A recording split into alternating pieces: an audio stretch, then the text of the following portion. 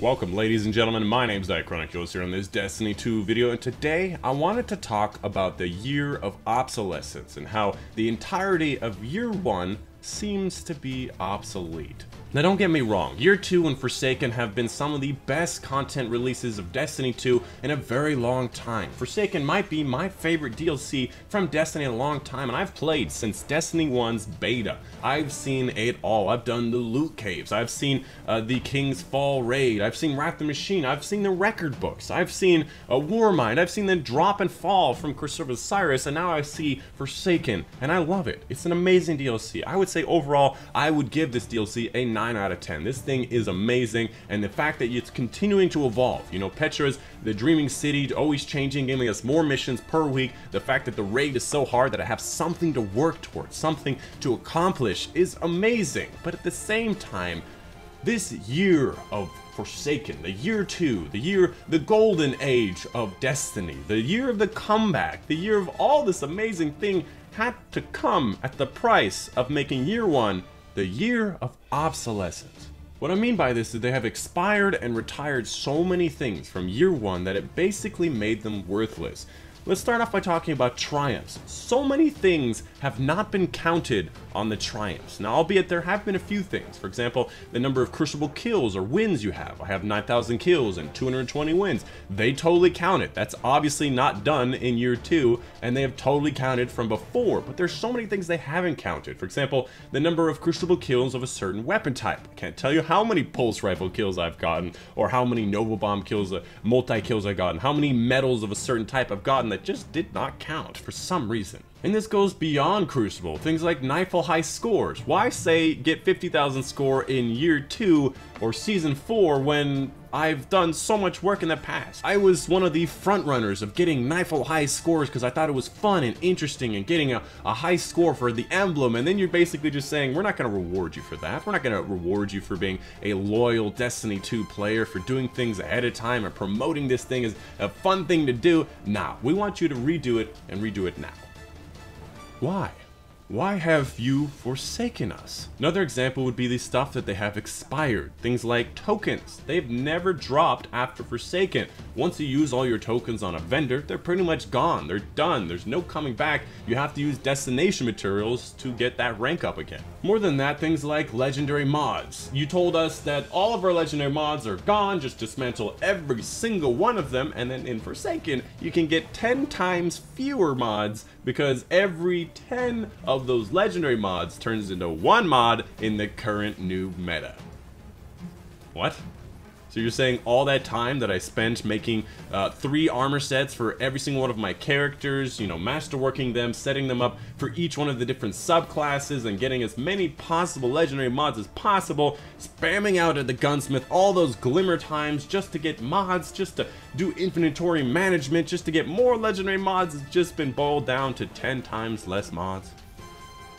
What the fuck?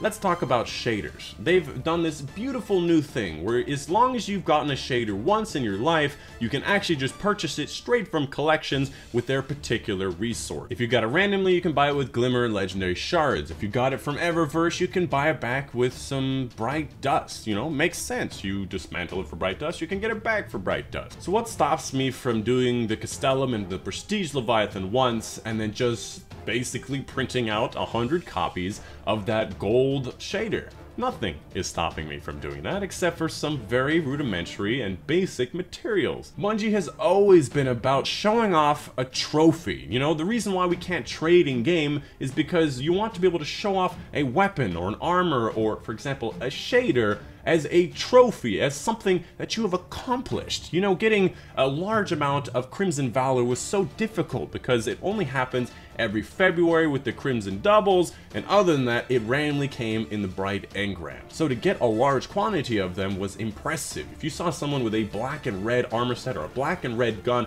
everybody in my comments always asks, what shaders on your weapon? Those are incredible. How did you get that?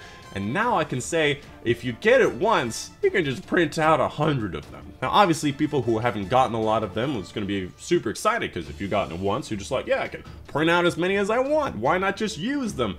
Well, what I've got to say there is, they're not special anymore.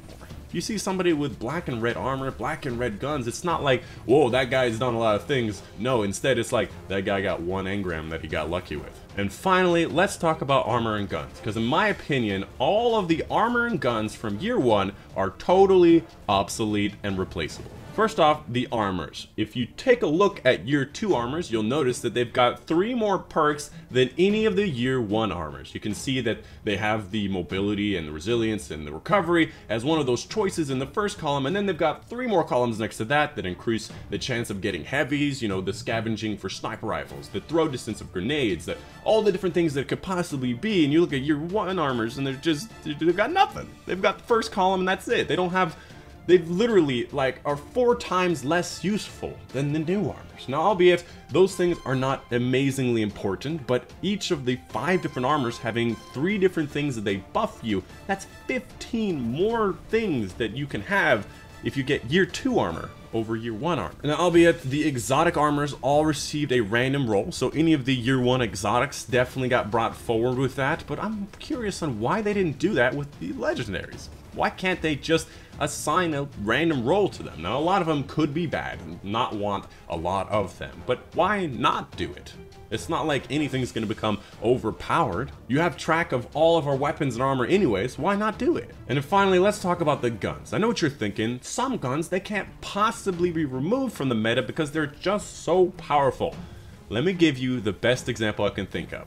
The Midnight Coup. Inarguably the best weapon for the primary slot for killing ads in the entire game in Destiny 2's year 1. The reason that is because a 150 hand cannon with Rampage and Outlaw and just decent stats overall, it's just so effective at killing regular ads all over the place. This thing was amazing, it was useful, but the problem is that it only has 3 columns. If you look at any year 2 item, you can see that it very clearly has 4 columns. As soon as you get a 150 hand cannon with Outlaw and Rampage on it, you have probably a better hand cannon than the Midnight Coup. If you get something that fills the criteria, it will always have 1 more column, so it will always be a better one in year 2. Another example would be the inaugural dress in the exact same way.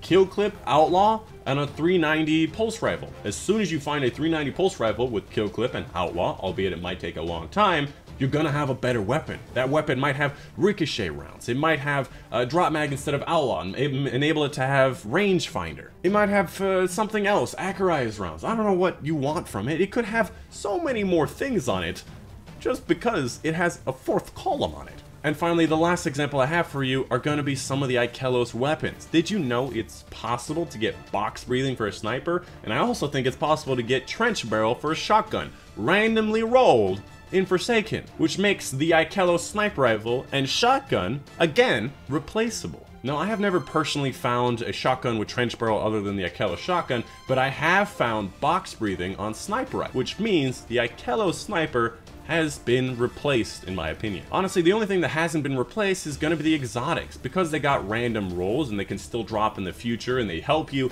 whenever they do drop. The exotic armors and the exotic guns are the only thing that have not been thrown by the wayside. Anyways, that's just my 2 cents. That's pretty much the end of the video. Thank you for watching the whole thing. And of course, as a reward for making it all the way to the end, hashtag made it to the fluffers, you guys got yourself some fluffy end. Let me know what your opinions down below. Again, I'm not calling out Bungie and saying that it's a bad game or a bad DLC. I just think that there were a couple of bad decisions made when deciding on these year 1 items.